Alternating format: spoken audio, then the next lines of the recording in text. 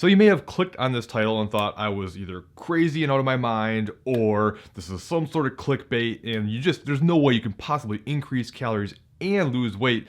But actually, it is possible. Now, it's rare. It's not something you should expect to happen, but there are situations and some strategies that can be taken that can allow this to happen. So what I want to do today is show you some strategies you can take to give yourself the best chance possible for this to happen. And no matter what, you're going to be better off following these strategies if at a minimum, you want to keep yourself from gaining more weight than is necessary. So right up front, you have to understand this is more for people who are either finishing a cutting phase or some sort of diet where they've been losing weight and trying to transition out, or if you have a long history of dieting, especially extreme dieting, this will put your metabolism in a bad place as your body guards against fat loss to basically protect itself against starvation. And the more times you diet and the more aggressively you do it, the more you slow down your metabolism. So what you do is go through a process called reverse dieting, where you gradually increase calories to get your hormones and your metabolism to speed back up, and at least at a minimum help minimize any fat gain during the process. And one of the things you can do to significantly help with losing body fat during this process, and I emphasize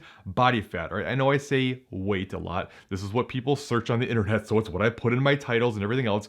But understand, body fat and body weight are not one of the same, and it's your body fat we're concentrating on. So one of the best strategies you can take is to get a better strength training stimulus, especially if you haven't been training at all. The training stimulus is so powerful for body composition. It's one of the most overlooked things you can possibly do to not only improve your metabolism, but get in better shape. And there's plenty of people out there who have gained weight, but actually look better because they get something that's called body recomposition, where you have less body fat and more muscle and therefore look better. So if you haven't been training and you start training, or if you've been on kind of like a subpar training program, or you haven't been putting much intensity behind your training and now you start improving that can help you lose body fat while you bring your calories up. Now, when I say training intensity, I'm not talking about like moving as fast as you can through the gym and trying to burn lots of calories through your exercise. No, I'm just talking about getting in there, pushing yourself hard, making sure that you're challenging yourself. So many people stop so short of what they're capable of because the mind goes before the body does,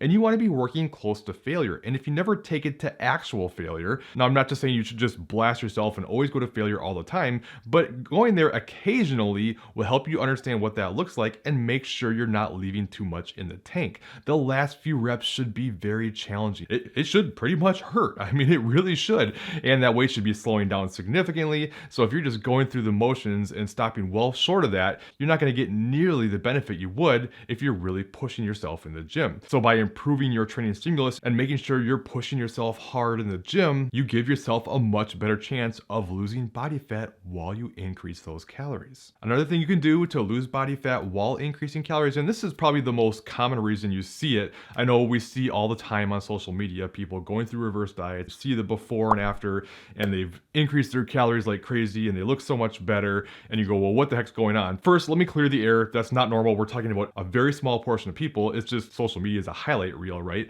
But besides that, the number one reason why this happens isn't because by increasing calories and now they're losing body fat. No, they just became more diligent to the plan and they started following numbers better. Maybe that person was saying that they were eating 1,000 calories per day, but they were only tracking a few days. They were being very loose with it. There was lots of binging that was happening. So many people go by their target calories and not their actual consumed calories and just completely ignore big cheats and binges and all this stuff. Whereas now going through a reverse, maybe they get a coach, they have some more accountability. It seems more realistic to hit the calories because it's a higher target now. And now they start diligently following that plan. And because of this, that puts them into a calorie deficit. And now they start losing while going through the process. So if you really want to lose, or at least try to avoid weight gain as much as possible, being super diligent with your tracking is going to be really important. And this is easily, far and away, the most common reason why people gain a lot more weight than is necessary during a reverse diet is because they just get really sloppy with it. Now the motivation goes, you know you're not going to see progress. People are so motivated by progress, so when you're not going to see fat loss, it feels like, well, why am I going to put so much effort in if I'm not going to lose anyways? You just kind of say screw it and just loosely track, but then there's a lot of stuff that doesn't get accounted for, and you end up eating way more than you should, and then start gaining much more weight. So to give yourself a chance of losing while increasing calories, you gotta stay diligent. You gotta make sure that not only are you accounting for everything, like no more extra bites and nibbles and things that you're not even tracking to begin with. Make sure you're weighing out your food and not doing like tons of eyeballing of portion sizes and just being really relaxed with things. And I understand this is a little bit more of an extreme thing to do, but at the same time, trying to lose weight while increasing calories, that's an extreme goal. So if you want that result, you have to do things that are going to be more extreme. Now, I'm not saying you have to be perfect. That's something that I usually preach over and over is don't worry about perfection. We got to make sure it's sustainable. But if this goal is something you have, then this is what you need to do to give yourself the best chance possible. Speaking of tracking, something else that can help you is if you're not on a very good macro split, getting onto a better one, especially through eating more protein, can make a big difference. In fact, there was even research done on female lifters recently where one group increased their protein to around 1 gram per pound of body weight, which actually caused a 250 calorie increase to their total calories, and the other group reduced their protein to a half a gram per pound, which caused about a 300 calorie decrease. And while both groups actually lost body fat, the group that had more calories and more protein lost more body fat than the group that had less calories and less protein. So protein is extremely beneficial between its high thermic effect of food, its role in building muscle, which helps with metabolism and body composition, the fact that it's the most filling macronutrient, so it helps you feel full, which makes it easier to keep from overeating on your calories. It's something that could benefit you so much, and it's one of the things that I struggle with getting people to do more than anything is eating more protein, probably because it's not as flexible of a macronutrient. There aren't as many options out there. But if you're not eating what I would recommend for protein, which is around 0.8 at the minimum to 1.2 grams per pound of body weight, or if you have a lot of weight to lose, maybe around like a goal weight or using a lean body mass equation is fine. But the point is getting the protein up could absolutely help with this more extreme goal. In fact, regarding macro splits, this is something I see a lot. Now, this is not hate. If you're a keto dieter and you love it, that's fine. But I'm telling you,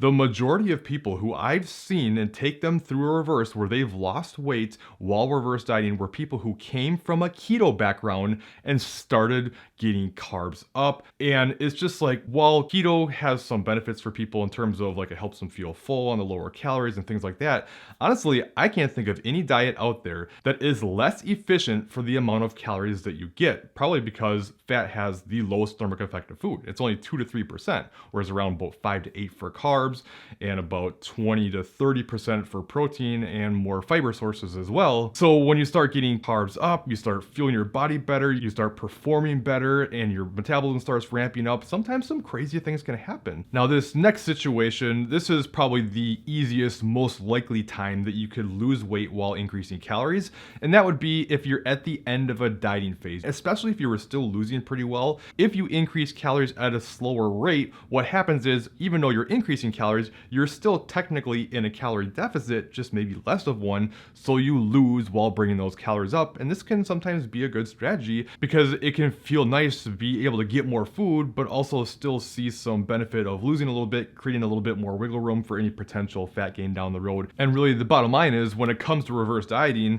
there's pros and cons to a faster or slower approach. The slower you increase calories, the less likely you are to gain body fat, but at the same time, the longer it's going to take to get more food, for your energy levels to improve, for your hunger hormones to settle down, to become less food focused and start getting better performance and all those kinds of things. And on the flip side, the faster you increase, the faster you're going to get all those benefits, but the more likely you are to gain. So it can be common to think, well, I just want to increase slowly, but that's easy to say, but unfortunately very hard for most people to execute, because despite what you may think, the early stages after a diet when you're increasing calories is usually the hardest part. It's like your body's fighting against you. It doesn't like that you're below your body fat set point. Your hunger hormones are all messed up, and your body just wants you to eat more. It wants you to gain fat back. And now you don't have the motivation of sticking to the plan because you know you're going to lose body fat. And now the goal literally becomes eat more food. So psychologically, it can be difficult to stay on plan. So if you can create a lower calorie target and take it slow and actually stick to the plan,